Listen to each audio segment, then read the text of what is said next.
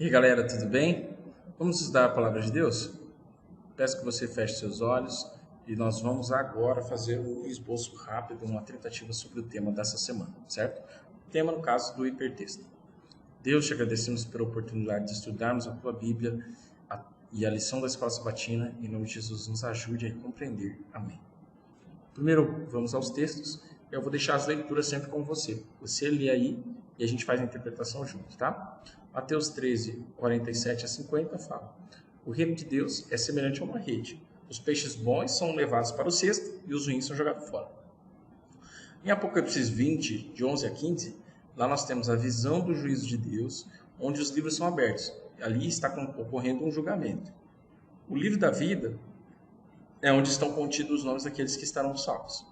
E aqueles que não estão no livro da vida, no caso, que foram julgados segundo as suas obras, e foi tido como, no caso, alguém que não quer ter contato com Deus, ou alguém que é filho do maligno, né? Como a gente pode utilizar essa expressão aqui, eles serão julgados segundo as suas obras e eles vão sofrer a segunda morte. A segunda morte é o lago de fogo, tá?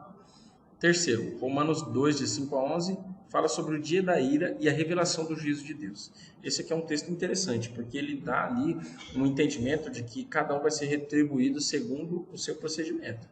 E ele dá um alerta para mostrar que aqueles que querem a vida eterna, certo? Que são os que estão fazendo bem, eles procuram a glória, a honra e a incorruptibilidade. Aqueles que estão fazendo mal, eles estão, no caso, ligados à ira e à indignação. São facciosos, ou seja, se juntam em motim para falar mal das pessoas.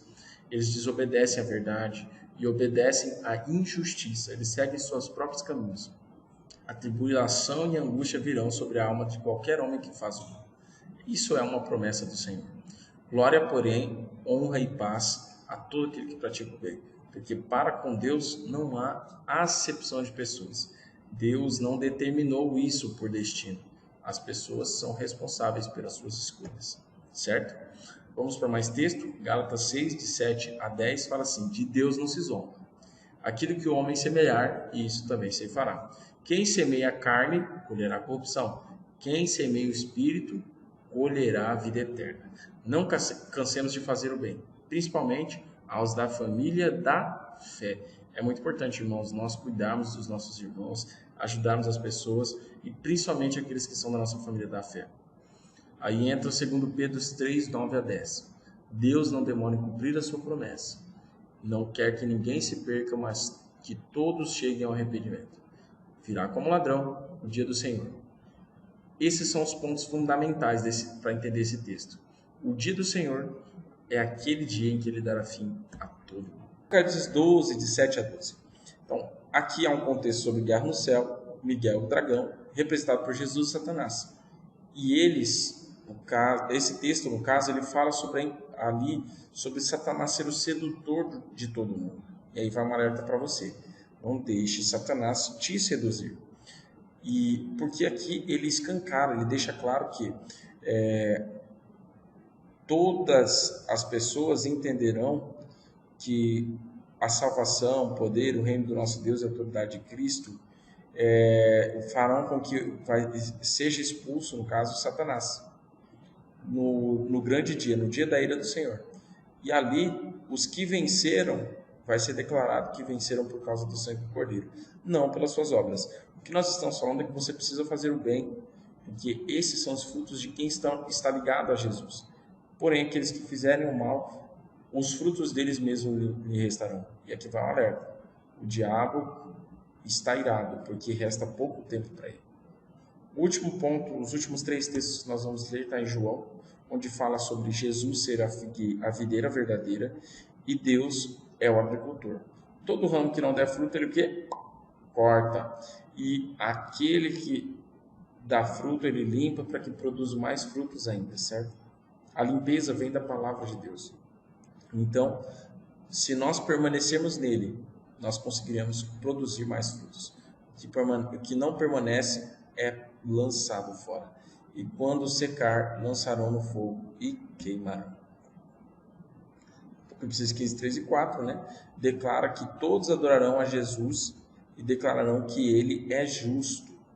Assim como também Filipenses 2, de 9 a 11, fala que o nome de Jesus é acima de outro nome, e que todo joelho dobrará e confessará que Jesus Cristo é o Senhor, certo? Então, aqui ele está declarando como vai ser o final do juízo, certo? O juízo vai ser com todos declarando que as escolhas de se perder foram deles.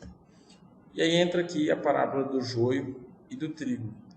E aí, a última parte do nosso estudo é que você faça uma análise do significado do joio e do trigo e depois faça a comparação aos textos, certo? É importante colocar aqui que o Filho do Homem, Jesus, representa o homem aqui, certo? O campo é o mundo.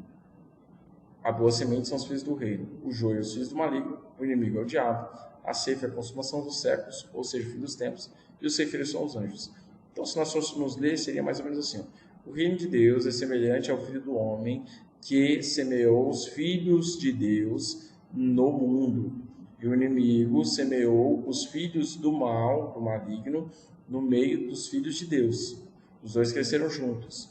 Os anjos, ou os servos, queriam arrancar os filhos do maligno, mas o Filho do Homem, ou Jesus, impediu, orientando eles para aguardar até a colheita, ou seja, a consumação dos séculos, ou o fim dos tempos. E no fim dos tempos, ajuntariam o joio e queimariam. E os filhos do homem, ou o trigo, vai para o celeiro, né? Vai para a casa do Pai. Beleza. Agora, como é que nós vamos comparar agora esses dois textos, né? Vem uma pergunta aqui antes. Você acredita ter a capacidade de esperar que a verdade apareça? Sim ou não? Eu acredito piamente que sim. Eu acredito que a palavra de Deus é verdadeira e que, como foi declarado nos textos que nós lemos, todo joelho se dobrará aos pés.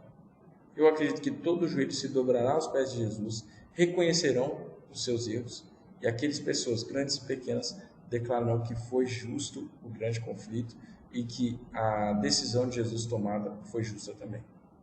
Certo? E aí entra a comparação dos textos. Aí, aqui está a minha visão.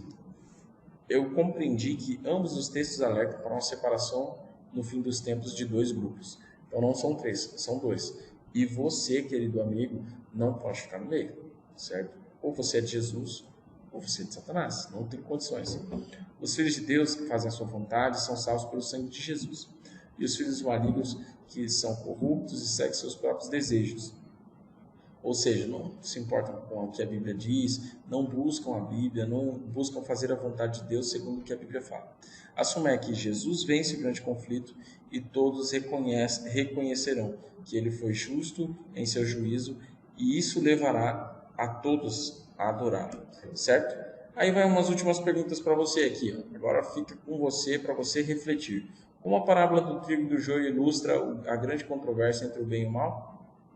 Responde aí. Outra, por que Lúcifer e não Deus é o responsável pela origem do mal? Faz a reflexão aí. Por que Deus não destruiu Satanás no início de sua rebelião antes de que ele pudesse causar mais danos? Por quê? Porque Deus permitiu que as pessoas más existam entre aqueles que afirmam seguir um Deus bom. Responde aí. O que podemos aprender sobre o caráter de Deus pela maneira como ele lida com o pecado e o mal no mundo? O que você pode aprender com Deus, hein? Através disso. E por fim, como podemos confiar na vitória final de Deus sobre o pecado e o mal, mesmo diante de tragédias e problemas? Essa que eu vou responder para vocês para finalizar, falando o seguinte: a confiança na palavra de Deus depende de mim e de você. Apenas eu posso decidir se posso confiar em Deus ou não. Ah, mas eu não entendi nada com essa tua resposta, muito clichê. Pensa só, quando Adão foi criado, ele viu tudo pronto. Quando foi fazer a Eva, ele dormiu e acordou, estava novamente aquela coisa linda, maravilhosa para ele na sua frente. Já estava pronto. Ele teve que confiar também na palavra de Deus. Então, ou nós acreditamos na palavra de Deus, ou nós não acreditamos. Mas é certo que a palavra de Deus não erra e que tudo segue segundo o que está escrito na Bíblia.